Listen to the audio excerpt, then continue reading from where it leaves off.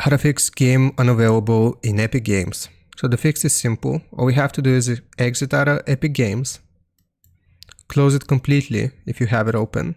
So I'm just going to exit here.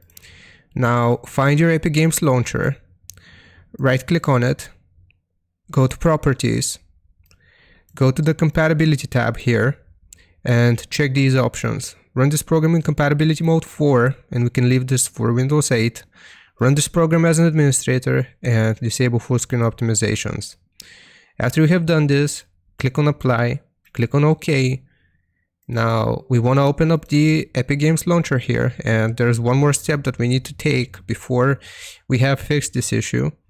So give it some time to open up here. The Epic Games launcher will load up in administrator mode. So just give it some time here. Like I said, I'm gonna come back once this loads. Okay, so once it has loaded, what we want to do is click on our profile icon in the top right corner, and then here we will go to settings. From the settings, scroll down until you see the option edit vault cache location. Click on it, and then right here we just want to click on reset, which will basically reset the download cache. After we have done this, then this will fix your issue.